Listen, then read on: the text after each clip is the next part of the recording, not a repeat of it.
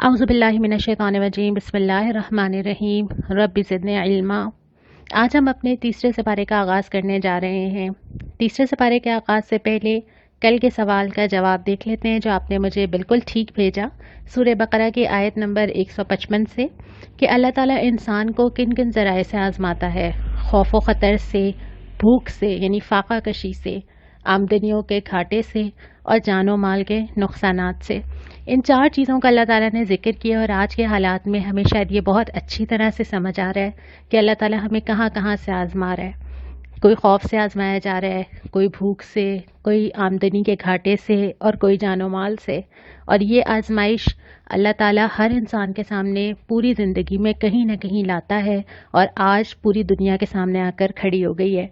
और हमने पिछली दफ़ा ये सबक पढ़ा था कि हर आजमाइश से सुरखरू होने के तरीके बुनियादी तौर पे अल्लाह ताला ने दो चीज़ों का बहुत ज़िक्र किया है, नमाज और सब्र, अल्लाह से ताल्लुक़ और अल्लाह पर यकीन। और इंशाअल्लाह ताला इन्हीं के सहारे हम इस आजमाइश से भी गुजरेंगे। तीसरे सिपारे का जो आगाज़ होता है, शुरू में बिल्कुल जिक्र किया जाता है खर्च करो, खर्च करो। इससे पहले कि वो दिन आए कि फिर खर्च करने का कोई मौका नहीं होगा। फिर ये नहीं होगा कि इंसान बहुत सारा माल रख के बैठा और उसको मालूम हो कि उसकी ज़िंदगी ख़त्म होने वाली है और वो यकायक खर्च कर दे, बल्कि किसी भी इंसान के लिए मोहलत अमल ख़त्म होने का जो वक्त है वो नहीं जानता। वो नहीं जानता कि कल ज़िंदगी में उसको कितनी सहूलत, कितनी आफ़ियत, कितनी आसानी है, कितना मौका मिल सकेगा। तो उस मौके के आने से कबल ही वो उससे फ़ायदा उठाए। उसके बाद एक अजीम और शान आयत आती है जिस पे अगर इंसान यकीन रखे तो ज़िंदगी बदल जाए, और वो है आयतल कुर्सी। अल्लाह ताला की वो वहदानियत का ऐलान, अल्लाह ताला की कुदरत का ऐलान। और उसके बाद फिर फ़ौरन तलक़ीन की जाती है कि जिसने अल्लाह पर ईमान लाया, जिसने अल्लाह को पकड़ लिया, उसने एक ऐसा मजबूत सहारा पकड़ लिया कि दुनिया और आखिरत में कोई रंज ना होगा। दुनिया के सारे सहारे जिनको इंसान खुद से बहुत करीब महसूस करता है, जिनके बगैर इंसान समझता है कि शायद ज़िंदगी गुजर नहीं सकती, वक्त बताता है कि ये सारे सहारे आर्जी होते हैं। लेकिन एक अल्लाह रब्बुल आलमीन की वो ज़ात है जिसको इंसान मजबूती से पकड़े तो ज़िंदगी के मुख्तलिफ मरहलों से गुजर जाए। उसके बाद कुछ मिसालें दी गई हैं जिसमें हज़रत इब्राहीम और नमरूद का क़िस्सा है, एक ऐसे शख्स का क़िस्सा है जो इबरत लेता है। हज़रत इब्राहीम का वाक़या है जब वो कहते हैं कि मुझे दिल की तसल्ली दरकार है। उसके बाद फिर रोए सुखन फिर दोबारा इन्फाक के ऊपर आ जाता है। इस सिपारे के अंदर बहुत ज़्यादा बार बार ये तज़किरा आता है क्योंकि इंसान के लिए अपना माल निकालना बहुत मुश्किल है और इंसान को अपने माल से बहुत ज़्यादा मोहब्बत होती है। और ये माल असल में दुनिया से मोहब्बत की एक सबसे बड़ी कशिश है जो ज़ाहिर करती है कि इंसान के दिल में दुनिया कितनी बसी हुई है।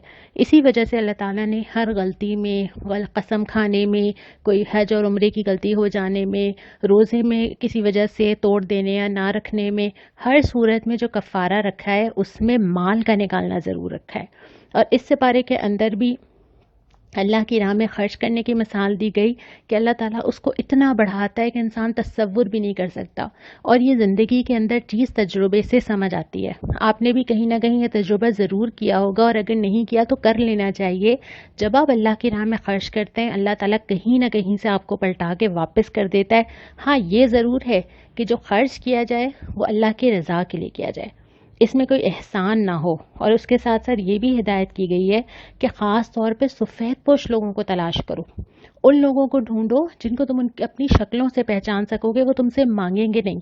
और इस वक्त के हालात में भी एक तो वो तबका है जो आपके पास आता है, आपके घर आता है, आपसे राशन मांगता है, आपको मजबूरियां बताता है, आपसे मदद का तलबगार होता है। और एक वो तबका है जो इस वक्त अपने घरों के अंदर मौजूद है, जिसको हम सफ़ेद पोश तबका कहते हैं, जो आजकल के हालात में अपने रोज़ की बुनियाद पे माश हासिल नहीं कर पा रहा। उस तबके को ढूंढना उन तमाम लोगों की जिम्मेदारी है जो उसके इर्द गिर्द हों, चाहे वो रिश्तेदार हों, चाहे वो पड़ोसी हों, चाहे वो किसी तरह से उनसे ताल्लुक़ रखते हों। अपने आसपास नज़र दौड़ाना और अपने आसपास ऐसे लोगों को तलाश करना और ऐसे लोगों की खुददारी बरकरार रखते हुए उनकी मदद करना हमारी ज़िम्मेदारी है। फिर उसके बाद जो दूसरा रुबा आता है, इसका इब्तिदा ही इस बात से होती है कि सूद की मज़म्मत की जाती है और कहा जाता है कि अगर तुमने सूद बरकरार रखा तो अल्लाह और रसूल से ऐलान जंग कर दो। اور پھر یہ سکھایا جاتا ہے کہ جب قرض کا لین دین کیا جائے تو جو قرض لے رہا اس کی ذمہ داری ہے کہ وہ املا لکھوائے اور ایسے تمام معاملات کو لکھ لیا جائے۔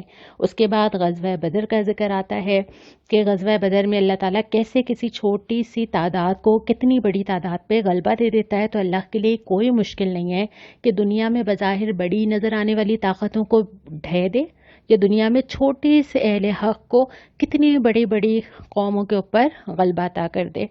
اس کے بعد ان مرغوبات نفس کا ذکر ہے جو لوگوں کو دنیا کی طرف لبھاتے ہیں، یعنی وہ ساری چیزیں جو انسان کو اٹریکٹ کرتی ہیں وہ ہر ایک کے لیے شاید الگ ہوں گی، وہ میرے لیے الگ ہوں گی، وہ آپ کے لیے الگ ہوں گی، اور وہ زندگی کے ہر دور میں بھی شاید الگ ہوں گی۔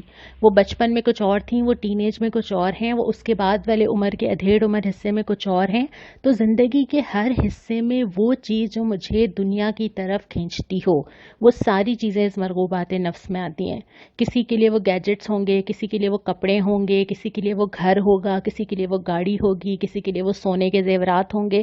تو جس انسان کے لیے بھی جو چیز اس کو دنیا کی طرف لبھاتی ہو اس کو اپنے سے دور کرنا اور یہ سمجھنا کہ یہ دنیا کی چند روزہ زندگی کا سامان ہے۔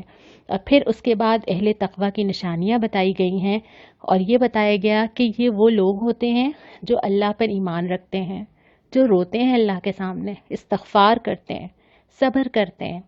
یہ وہ لوگ ہیں جن کے رویے میں راز بازی ہوتی ہے، جو فرما بردار ہوتے ہیں، اللہ کے سامنے سر تسلیم خم کر دیتے ہیں، جو ہم نے کل پڑھا تھا نا، ادخلوا فی السلم کافہ، داخل ہو جاؤ اسلام میں پورے کے پورے۔ اور اس کے بعد یہ وہ لوگ ہوتے ہیں جو فیاضی سے کام لیتے ہیں، جن کے مال میں دوسروں کا حصہ ہوتا ہے، اور اس کے بعد یہ کہ یہ قیام اللیل کرنے والے ہوتے ہیں۔ پھر ہم تیسرے ربع کی طرف آتے ہیں۔ یہاں پہ اللہ تعالیٰ نے کچھ بنیادی نکات بتائے ہیں، اور وہ یہ بتایا ہے کہ اگر تم اللہ کی راہ میں چلنا چاہتے ہو تو یہ کچھ کی پوائنٹس ہیں جو تمہیں یاد رہنے چاہیے۔ شروع میں تو ڈرایا گیا کہ جو لوگ اللہ کے احکام کی اطاعت نہیں کرتے ان کا کیا انجام ہوتا ہے، نہ صرف دنیا میں بلکہ آخرت میں بھی۔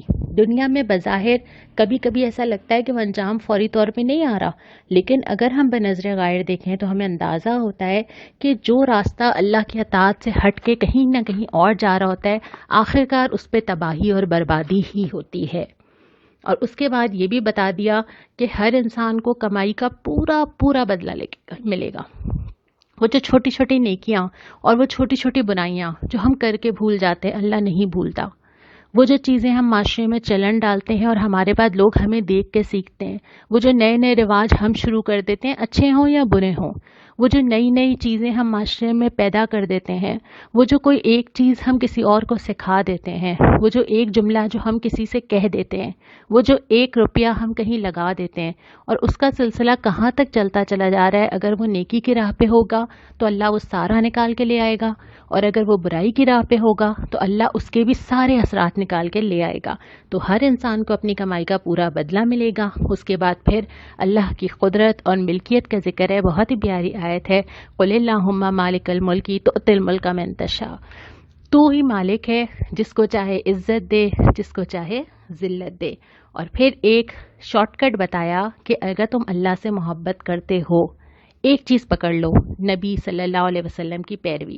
آپ ان سے کہہ دیجئے کہ اگر تم اللہ سے محبت رکھتے ہو تو میری پیروی کرو، اللہ کے نبی کی پیروی کرو، اللہ کے نبی کے بتائے ہوئے راستے پہ چلو، تم اللہ کی محبت کو پالو گے۔ اور اس کے بعد پھر حضرت مریم علیہ السلام کی پاکیزگی، پرورش، اور پھر حضرت عیسیٰ کی پیدائش کی خوشخبری کا ذکر کیا گیا۔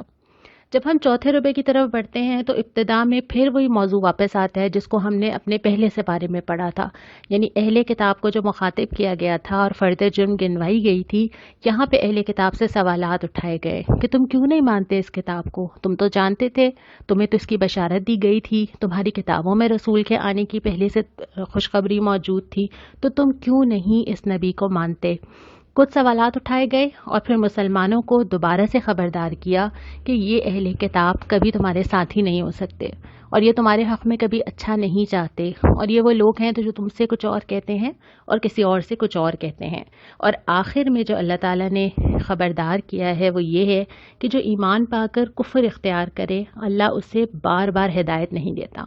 یعنی جس شخص کو اللہ ہدایت کا موقع دیتا ہے، اور یہ میرے اور آپ کے لیے بھی ہے کہ اللہ تعالیٰ جب ہمیں قرآن اٹھانے کا موقع دیتا ہے، قرآن کو پڑھنے کا موقع دیتا ہے، قرآن کو سمجھنے کا موقع دیتا ہے، تو اللہ تعالیٰ چاہتا ہے کہ ہم اس موقع سے فائدہ اٹھائیں۔ اگر آج آپ میری یہ آڈیو سن رہے ہیں تو یہ اللہ تعالیٰ کی توفیق کے بغیر نہیں ہو سکتا، یہ ممکن ہی نہیں تھا اگر اللہ آپ کو اس کا موقع نہ دیتا۔ لیکن اگر